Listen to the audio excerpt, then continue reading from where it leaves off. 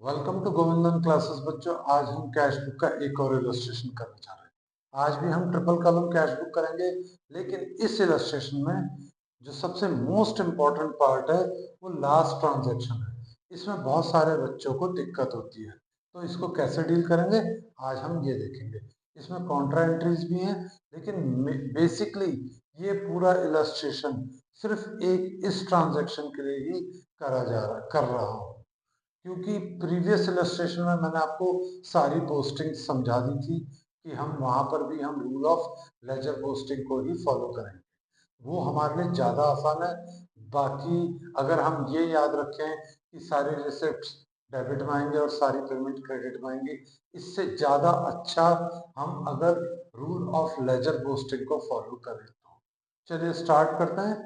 Question यहाँ पे ये है, bank overdraft 60,000 and cash in hand 22,000 first of January को। और ये इलस्ट्रेशन मैं पहले आईएससी के पैटर्न पे करूंगा, इसके बाद में से सीबीएसई के पैटर्न पे करूंगा, क्योंकि दोनों में फर्क है। यहाँ पर चेक को कैश ट्रीट करा जाता है और वहां पे चेक को चेक इन हैंड ट्रीट करा जाता है, जिसके जिसके कारण दोनों में थोड़ा सा डिफरेंस रहता है, लेकिन आंसर दोनों में कॉमन ही आएगा। चलिए इसे स्टार्ट करते हैं। हम पहले मैं आईएससी के पैटर्न पे करने जा रहा हूँ। इलस्ट्रेशन मैंने लिखा हुआ है, मैं एक एक ट्रांजैक्शन पढ़ रहा हूँ। Bank overdraft 60,000, cash in hand 22,000। 5th Jan purchase goods ₹40,000, trade discount 50%, payment made by cheque. Sold goods ₹30,000, trade discount 10%, payment received by cheque. Check received from Amit and Company ₹48,000 and discount allowed. Check received from Amit deposited into bank. Check paid to Himani ₹24,600 and discount received 400. 15th Jan, Amit's check dishonored. 28th Jan, withdrawn from bank for office use ₹30,000. एक चीज मैं आपको बताना भूल गया, यहाँ पे 15 जैन को अमित चेक डिसऑनर्ड, यहाँ पर ये यही वाला अमित का चेक है जो हमें पहले मिला था 48,000 का, तो इसलिए यहाँ पे अमाउंट का डिक्लेयर होना जरूरी नहीं है। इसके बाद आता है 23rd, withdrew from bank for domestic use ₹25,000। 25th को आता है check receive from Hari ₹45,000 and endorsed to Sunita on 27th Jan। 27th जनवरी को एक और ट्रांजैक्शन है, bank charges ₹300। And last transaction जो सबसे मेजर है, paid into bank the entire balance after retaining 15,000 in office. इसको कैसे डील करना है हमें ये समझना है, तो चलिए अब हम स्टार्ट करते हैं। 1st Jan, bank overdraft 60,000 and cash in hand 22,000। मैंने पहले ही बोला था, जब भी बैंक ओवरड्राफ्ट हो या cash at bank credit balance लिखा हो तो हम उसे क्रेडिट में शो करते हैं। इसका मतलब हमने बैंक से एक ओवरड्राफ्ट कर रखा है। तो डेट क्या है? 1st Jan।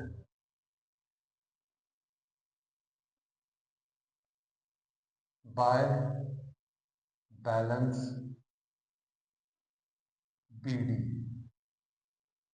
कितना अमाउंट? 60,000।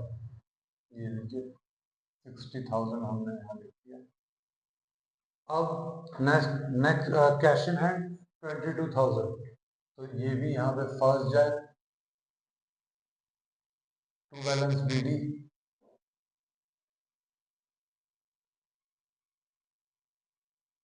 ₹22,000। अब अगली transaction, purchase goods ₹40,000, trade discount 15%। Goods purchase की जर्नल एंट्री क्या होगी? Purchases account debit to cash, और ट्रेड डिस्काउंट 15% है, तो 40,000 का 15% कितना होगा? 6,000। उसे डायरेक्टली हम डिडक्ट करते हैं, यानी कि हमारी परचेजेस कितने की हुई? 34,000 की। और पेमेंट कैसे करी हमने? से पेमेंट मेड बाय चेक। तो अब एंट्री क्या होगी?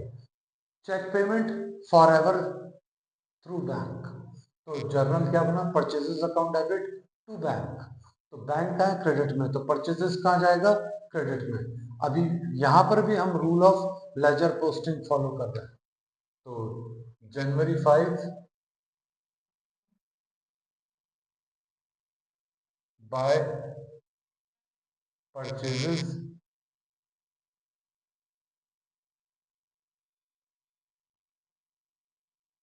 34,000,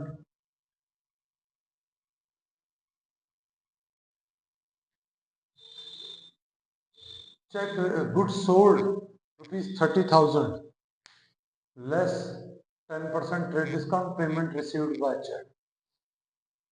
गुड सोल्ड करा तो क्या एंट्री बनेगी? Cash to sales. बेसिकली तो यही बननी चाहिए, लेकिन हमें चेक पेमेंट रिसीव हुई और कोई इंफॉर्मेशन नहीं है, तो इसका मतलब वो चेक सेम डे हमने बैंक में डिपॉजिट कर दिया। तो अब एंट्री क्या बनेगी? Bank account debit to sales. Bank कहाँ है जर्नल में? Debit side. तो सेल्स कहाँ जाएगा? Debit side. जनवरी 6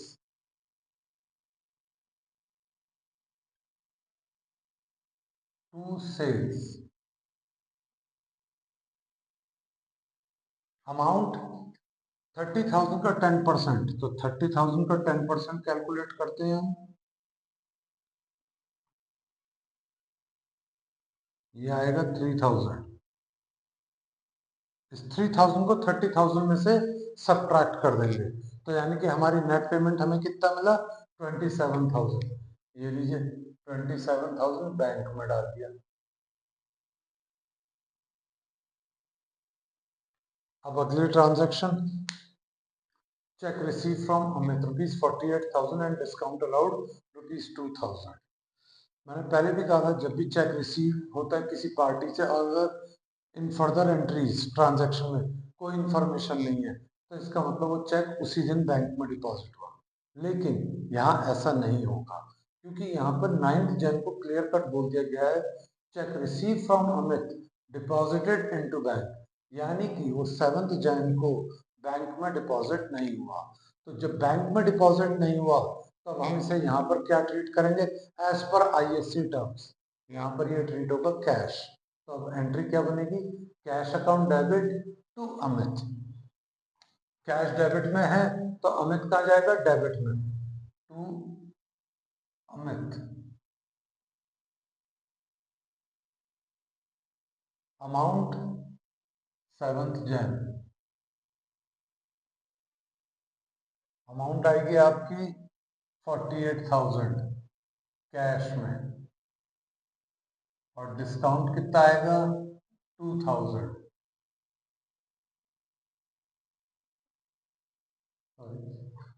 अब आते हैं हम नेक्स्ट ट्रांजैक्शन। अब आपका क्वेश्चन आता है, सर डिस्काउंट को डेबिट क्यों करा? डिस्काउंट अलाउड, किसने डिस्काउंट करा? अलाउ, हमने। जब हमने डिस्काउंट अलाउ करा तो हमारे लिए क्या है? एक्सपेंसेस, इसलिए हमने डिस्काउंट को यहाँ पर डेबिट में डाला। और अगर हम इसकी पूरी ट्रांजैक्शन देखें तो क्या बनेगी? Cash account debit, discount allowed account debit to Amit. तो जिस कारण हमने इसको अमित को डेबिट करा, साइमल्टेनियसली हम उसका डिस्काउंट भी डेबिट में ही डिक्लेयर करेंगे। अब आता है 9th Jan, cheque receive from Amit deposited into bank. अगर हम उसे नेक्स्ट डे बैंक में डिपॉजिट कर रहे हैं तो अब वो एंट्री हमारे लिए कॉन्ट्रा एंट्री होगी। कॉन्ट्रा एंट्री होगी तो क्या लिखेंगे हम? Bank account debit to cash. Bank debit में है तो कैश कहाँ जाएगा? डेबिट में, क्योंकि जब हम चेक डिपॉजिट करेंगे वो हमारे लिए कैश ट्रीट हुआ था, तो कैश हमारे पास से क्या है? आ रहा है, जा रहा है, जा रहा है। When cash decreases it will credit, क्योंकि कैश एक एसेट है। तो बैंक डेबिट में तो कैश कहाँ जाएगा? डेबिट में, टू कैश। अमाउंट 48,000।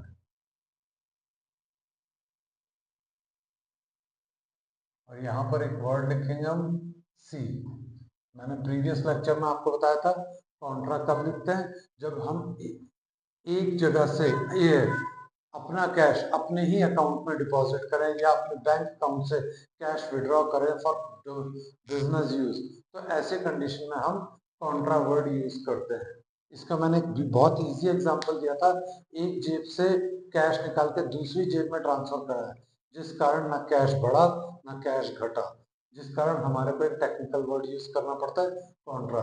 ये इसमें नॉमिनेट करा जाता है, ना कैश हमारे पास बढ़ा है ना कैश हमारे पास से घटा है, एक अकाउंट से दूसरा अकाउंट में ट्रांसफर हो गया है। डेट क्या है इसकी 9 जैन, ये लीजिए जी 9 जैन हमने डिक्लेयर कर दिया। अब आती है बात कैश का है क्रेडिट में, तो बैंक कहाँ जाएगा, क्रेडिट में। हम अभी भी रूल ऑफ लेजर पोस्टिंग को ही फॉलो कर रहे हैं। इफ कंसर्न अकाउंट डेबिटेड और credited in journal it should be debited और credited in ledger also, but for reference opposite side would be declared। तो opposite side कौन है इस वक्त, बैंक। तो ये लीजिए 9th Jain by bank, word आएगा यहाँ पर एक सी, अमाउंट आएगी 48,000। अब आती है नेक्स्ट ट्रांजेक्शन,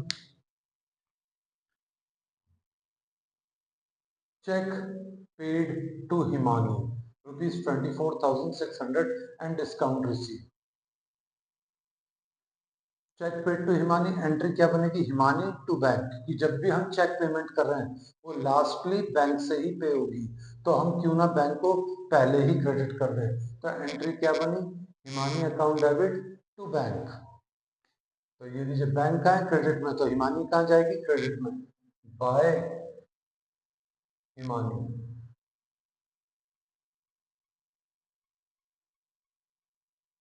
डेट 12th,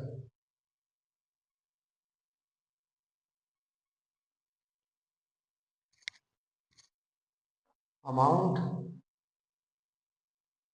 24,600। यहाँ पर डिस्काउंट हमें मिला है तो हमारे लिए क्या है, income. Income are always credited, तो डिस्काउंट कॉलम में हम यहाँ पे क्रेडिट में दिखा देंगे 400। अब आते हैं हम next entry, Amit cheque dishonour. Amit का चेक डिसऑनर हो तो हमें कौन लौटाएगा, बैंक। क्या हम अपने पास ही रखेंगे, हम एट ए टाइम अमित को लौटा देंगे। तो एक्चुअल रिसीवर कौन हुआ, अमित, और एक्चुअल गिवर कौन हुआ, बैंक। तो एंट्री क्या बनी, Amit account debit to bank. अब बैंक क्रेडिट में, तो अमित भाई साहब कहाँ जाएंगे, क्रेडिट में। ये लिखते हैं हम यहाँ पर बाय अमित। डेट 15 जनवरी,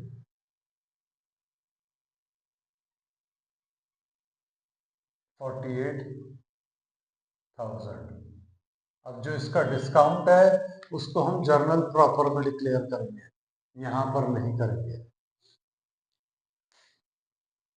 अब आती है next entry, withdrawn from bank for office use. Office use, office के अंदर क्या यूज है हमें नहीं पता, तो कैश हमारे पास आ रहा है, तो इसके लिए क्या एंट्री बनेगी, ये भी कॉन्ट्रा है, इसके लिए बनेगी cash account debit to bank.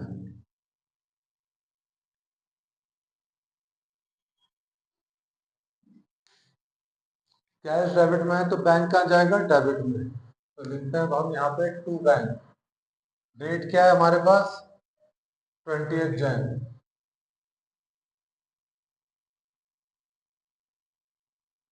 To bank. C, contra word, contra entry के लिए सी से नॉमिनेट करा जाता है, ये मैंने आपको प्रीवियस लेक्चर में ही बताया था और प्रीवियस एंट्री में ही बताया था। तो हमने यहाँ पे सी लिख दिया। कितनी अमाउंट है, 30,000, ये लीजिए 30,000 यहाँ लिखा हमने। अब बैंक क्रेडिट में है तो कैश कहाँ जाएगा, क्रेडिट में। सेम डेट 20 जनवरी, बाय कैश, सी वर्ड दिखाना है 30,000।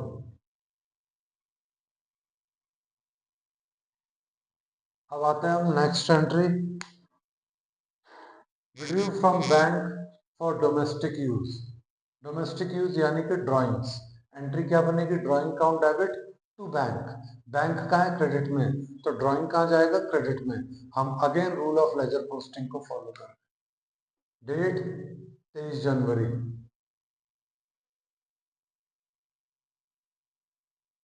बाय ड्राइंग्स,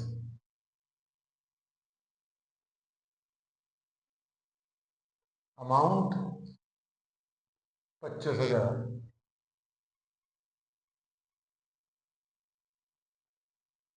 अब आती है हमारी next entry 25th, check received from Hari rupees 45,000 and endorsed to Sunita on 27 Jan। अगर हमने 25 जनवरी को चेक रिसीव करा है और उसे बैंक में डिपॉजिट नहीं करा है तो हम उसे क्या ट्रीट करेंगे, कैश। अब एंट्री क्या बनेगी, cash account debit to Hari 45,000। Cash debit में है तो हरी कहाँ जाएगा, डेबिट में। डेट 25 जनवरी,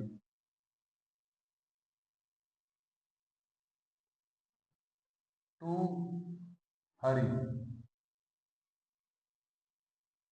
अमाउंट 25,000। और उसको हमने 27 जनवरी को किसे एंडोर्स कर दिया, सुनीता को। तो एंट्री क्या बनेगी, सुनीता टू बैंक नहीं बन सकती, सुनीता टू कैश, क्योंकि हम उसे वो चेक एंडोर्स कर रहे हैं जो हमें हरी से मिला था, उसे हमने रिटेन करा। जब हमने उसे रिटेन करा तो हमने उसे कैश ट्रीट करा था। अब वही चेक हमारे पास से जा रहा है तो हमने उसको एक टेक्निकल नेम क्या दिया था, कैश। तो Sunita to cash, cash credit में है तो सुनीता कहाँ जाएगी, क्रेडिट में।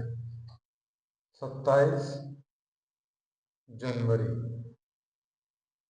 बाय सुनीता,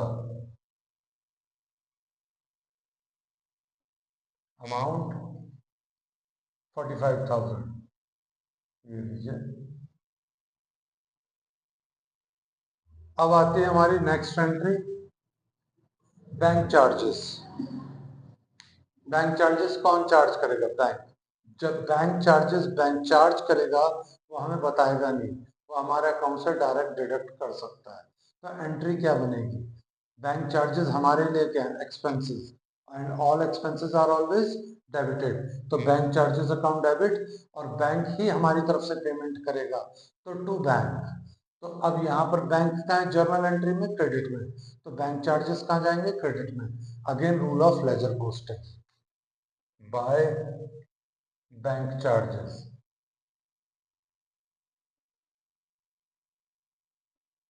डेट 27 जन,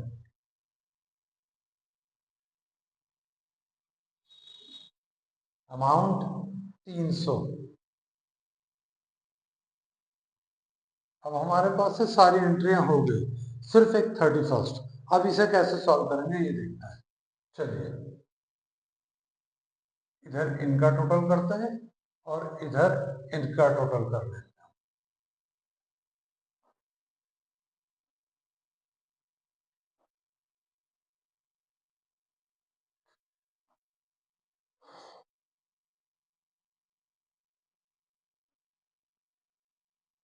इसका टोटल आया 75,000 और इसका टोटल आया 50, 110, 115।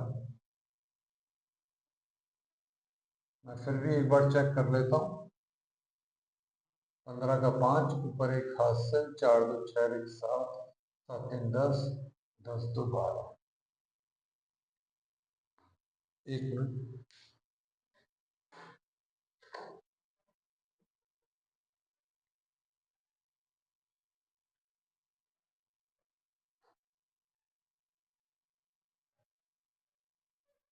सॉरी, यहाँ पे एक अमाउंट हमारी गलत हो गई। ये हमारी 25 नहीं थी, ये 45 है। तो अब यहाँ का टोटल चेंज करते हैं हम। 5 8 2 10, 10 5 15 का 5, ऊपर एक हासिल, 4 2 6 1 7, 7 3 10, 1,45,000। ये यहाँ पे गड़बड़ हो रही थी, मैंने यहाँ पे 45,000 लिखा और जबकि मैंने यहाँ पर 25 लिखा था, तो इसको करेक्ट करा। अब यहाँ का टोटल करते हैं, 8 और 5 13 का 3, ऊपर एक हासिल 8 93,000।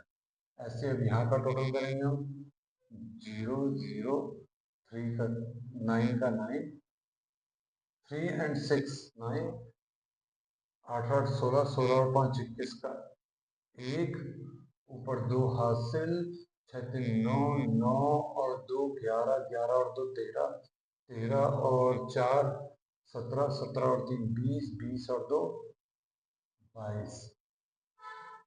इसका टोटल आ रहा है 2,21,900। यहाँ का टोटल है 93,000। यहाँ का टोटल है 145, यहाँ का है 75। अब हमारे को क्या बोला गया था क्वेश्चन में?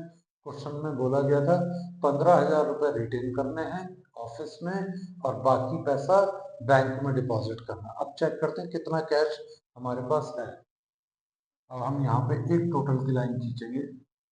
आप कोशिश करें कि 4-5 लाइनें छोड़कर करें।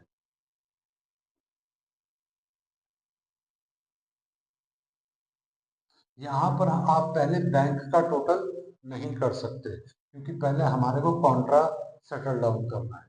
जब भी आखिरी एंट्री में लिखा होता है डिपॉजिट इनटू बैंक रिटेनिंग 15,000 16,000 और समथिंग एनीथिंग एल्स, तो आपको ये वाला स्टेप ही फॉलो करना पड़ेगा। अब यहाँ पर इसे कैसे कैलकुलेट करेंगे?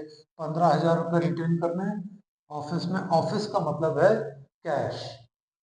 31st Jan by balance carried down. हमने पहले ही यहाँ पर 15,000 रुपए का बैलेंस लिख लिया। यहाँ का टोटल है 145, 145 यहाँ लिखा, 145 यहाँ लिखा। 145 में से इस अमाउंट को और इस अमाउंट को सब्ट्रैक्ट करते हैं। 145 में से 15 गया 1,30,000। अब 1,30,000 में से 93,000 माइनस करेंगे तो ये आएगा आपका 37,000। यानी कि हमने 37,000 रुपीज बैंक में डिपॉजिट करा। अब जब बैंक में डिपॉजिट करेंगे तो एंट्री क्या बनेगी? Bank account debit to cash. Cash credit में था तो बैंक कहाँ जाएगा? क्रेडिट में, जो हमने यहाँ कर दिया। सेम डेट 31 जनवरी by cash, sorry by bank.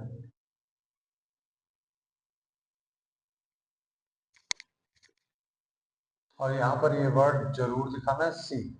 अब same entry bank to cash 37,000, same line में आप यहां लिखेंगे 31st Jan to bank to cash, sorry थोड़ा सा गड़बड़ हो गया, टू कैश और अमाउंट आपका बैंक कॉलम में कितना? 37,000। अब देखते हैं अब भी कौन सी साइड बढ़ी है। यहाँ पर अभी भी बैंक कॉलम बढ़ा है तो इस बार बैलेंस कैरिड डाउन यहाँ पर आएगा 31st Jan to balance carried down.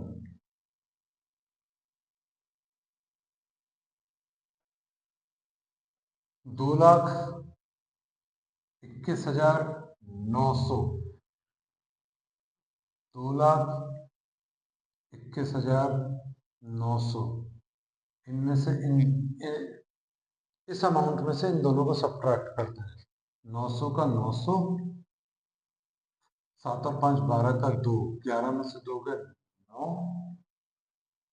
ऊपर एक कह 7 में 11, 0 का 0, 1 का 1। जी बैलेंस आया आपका 1,09,900। फिर से चेक कर लेते हैं। 9 का 9, 7 और 5 12, 12 और 9 21 का 1, ऊपर 2 हासिल 7 3 10, 10 2 12, 12 का 2, ऊपर एक कैरी करा 1 और 1 2, यानी कि हमारे ये बैलेंसेस निकल कर आए। अब ये balance carried down brought down भी होंगे। यहाँ पर 1 Feb टू बैलेंस BD कितना 15,000 रुपये कैश का, और यहाँ पर first Feb by balance carried down brought down 1,09,000, यहाँ पर नहीं सॉरी 1,09,900, यानी कि अभी भी ये ओवरड्राफ्ट की सिचुएशन पर है, क्योंकि क्रेडिट साइड का टोटल ग्रेटर था, डेबिट साइड का टोटल लोअर था। लेकिन ये सिचुएशन कैश अकाउंट में कभी भी हो ही नहीं सकती। कैश अकाउंट में हमेशा डेबिट साइड ग्रेटर होगी, क्रेडिट साइड कभी भी ग्रेटर नहीं होती। आई होप ये वाला क्वेश्चन आपको क्लियर हो गया होगा। एज पर ISC हमने इसे सॉल्व करा, अब इसको हम एज पर CBSE सॉल्व करेंगे। चलिए बच्चों, अब इसी क्वेश्चन को हम एज पर CBSE पैटर्न करते हैं। वहां पे थोड़ा सा फर्क है, जो भी चेक रिसीव होगा और अगर हमने उसे बैंक में डिपॉजिट नहीं करा तो वहां पर कैश ट्रीट नहीं होगा, वो वहां पर चेक इन हैंड वर्ड से ट्रीट होगा। और जब चेक इन हैंड ट्रीट होगा तो उसकी पोस्टिंग आपकी कैश बुक में नहीं होगी। तो उसका इम्पैक्ट क्या पड़ेगा? क्या आंसर डिफरेंट आएगा? नहीं, आंसर सेम आएगा, लेकिन फिर भी मेरे को वो सॉल्यूशन फॉर CBSE स्टूडेंट्स मेरे को वो करके दिखाना है। चलिए अब हम इसे स्टार्ट करते हैं। फर्स्ट जन बैंक ओडी 60,000, ये लीजिए बैंक ओडी। ओडी का मतलब ओवरड्राफ्ट यानी कि क्रेडिट बैलेंस, तो हम इसे यहाँ पर डिक्लेयर करेंगे फर्स्ट जन by balance BD, amount 60,000,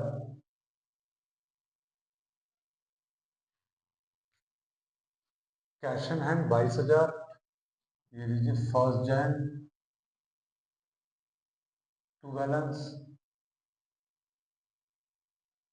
BD 22,000।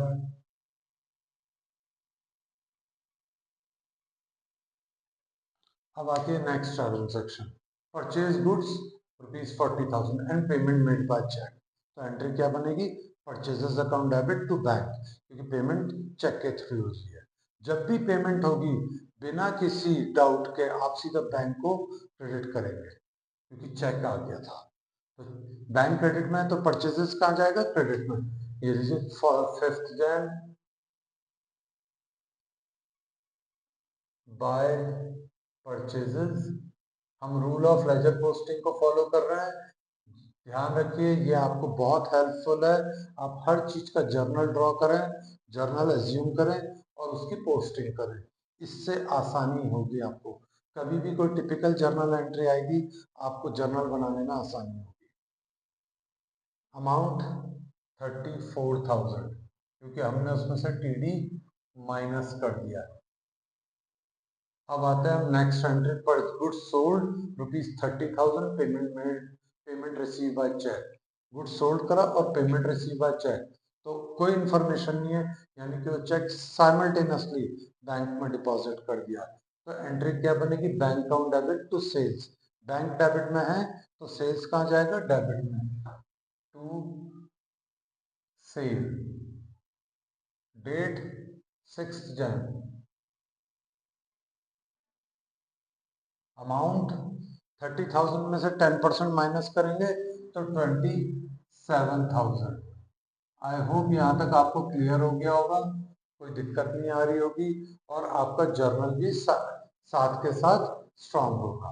तो हमेशा याद रखिए, हर चीज का आप जर्नल सोचिए और उसके बाद उसकी पोस्टिंग करिए, ये सबसे इजीएस्ट वे है। Check receive from Amit ₹48,000 and discount allowed. मैंने आपको पहले भी कहा था, CBSE में जब चेक रिसीव होता है और अगर वो आगे चल के किसी फर्दर डेट में डिपॉजिट हो तो वहां पे चेक इन हैंड ट्रीट होगा। ऐसे कंडीशन में इस एंट्री की पोस्टिंग कैश बुक में नहीं होगी। तो एंट्री क्या बनी? Cheque in hand account debit, discount allowed account debit to Amit. तो हम यहाँ पर किसी भी कंडीशन में इस एंट्री को कैश बुक में डिक्लेयर नहीं करेंगे। एक चीज और बताना भूल गया, CBSE में डिस्काउंट कॉलम नहीं होता। यहाँ पर सीधा सीधा दो ही चीजें होती हैं, कैश और बैंक। क्योंकि ये लोग double CBSE double column cash book को फॉलो करता है, वहाँ ट्रिपल कॉलम कैश बुक नहीं कराई जाती। तो आप डिस्काउंट कॉलम ड्रॉ नहीं करेंगे। अब बात आती है check received from Amit deposited into bank. अगर हमें अमित से चेक मिला था तब हमने एंट्री बनाई थी cheque in hand to Amit. अब अमित का चेक बैंक में डिपॉजिट हुआ तो क्या एंट्री बनेगी, bank account debit to cheque in hand. तो बैंक डेबिट में तो चेक इन हैंड कहाँ जाएगा, डेबिट में। डेट 9th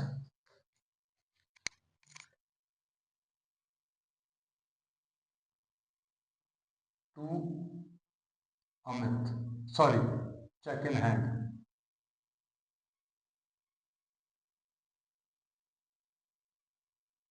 अमाउंट 48,000 सीधा बैंक में डाल दिया हमने।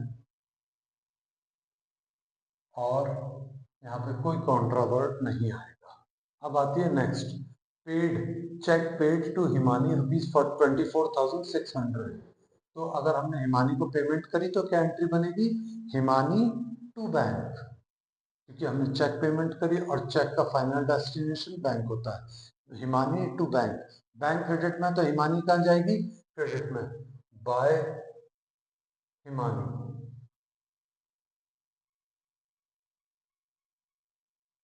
Date 12th Jan। Amount 24,600।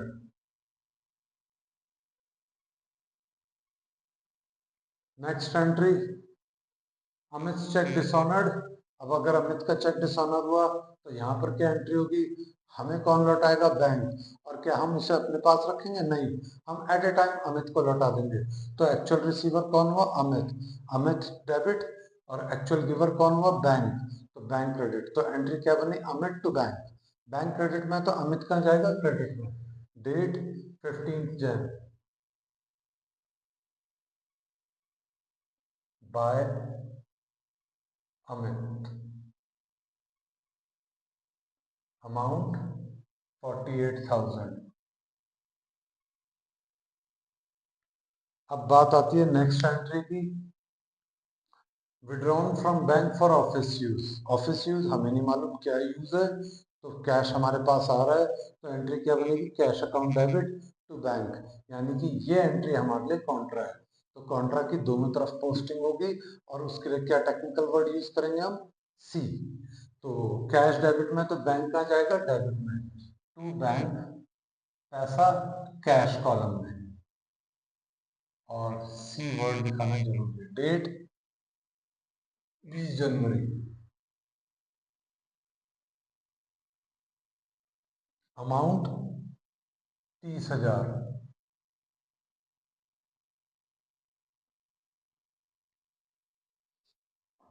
Bank bank credit में तो कैश कहाँ जाएगा, क्रेडिट में। डेट 20 जनवरी, बाय कैश, सी वर्ड, और अमाउंट 30,000। अब नेक्स्ट एंट्री क्या है हमारे पास, check withdrew from bank for domestic use. Domestic use, domestic use कुछ भी हो सकता है, हमें नहीं मालूम। डोमेस्टिक यूज के लिए technical word drawings, drawing account debit to bank, bank credit में तो ड्राइंग कहाँ जाएगी, क्रेडिट में। Date 23rd Jan, by drawings.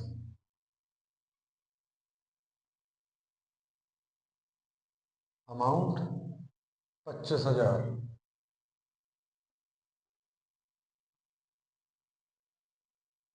अब आती है next entry, cheque receive from Hari rupees 45,000 and endorse to Sunita on 27 Jan। इसकी कोई पोस्टिंग यहाँ पे नहीं होगी, क्योंकि अगर हम बैंक में डिपॉजिट कर देंगे तो हम सुनीता को एंडोर्स नहीं कर सकते। इसका मतलब इस चेक को हमने अपने पास होल्ड करके रखा, होल्ड करा है, तो टेक्निकल वर्ड क्या यूज होगा उसके लिए, चेक इन हैंड। तो एंट्री क्या बनेगी, cheque in hand to Hari. और जब हम सुनीता को एंडोर्स करेंगे, Sunita to cheque in hand, दोनों एंट्रियों में कहीं पर भी बैंक और कैश वर्ड नहीं है। तो इस पूरे एंटायर क्वेश्चन में हम इस ट्रांजैक्शन को कहीं पर भी शो नहीं करेंगे। अब आता है next entry, bank charges. Bank charges क्या एंट्री बनेगी, बैंक चार्जेस टू बैंक, क्योंकि बैंक हमारे बैंक चार्जेस अपने आप खुद ही हमारे अकाउंट से डिडक्ट कर लेगा। तो एंट्री क्या बनेगी, bank charges account debit to bank. Bank credit में तो बैंक चार्जेस कहाँ जाएगा, क्रेडिट में, by bank charges. Date 27 Jain.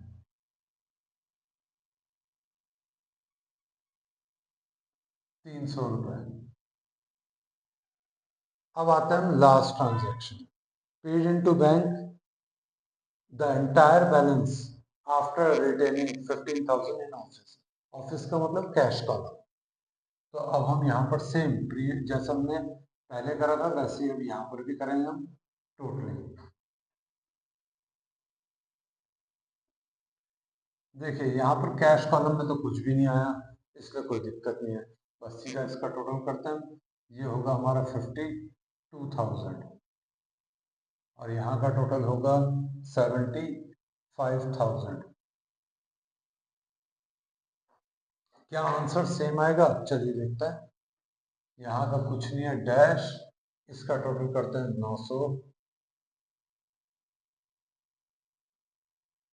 8 8 16, 16 और 5 21 का एक और दो हाथ से, 9 2 11, 12 13, 13 और 7 20, 20 और 2 22, 2,21,900। अब देखते हैं हमारे को कैश कितना रिटेन करना है, 15,000 ऑफिस में। तो यहाँ पर लिखते हैं हम 31 जनवरी बाय बैलेंस कैरेट डाउन 15,000।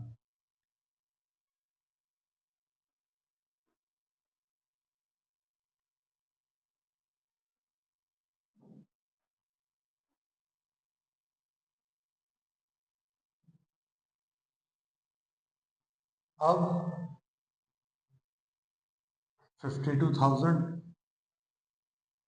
हमने कितना कैश बैंक में डिपॉजिट करा ये देखते हैं।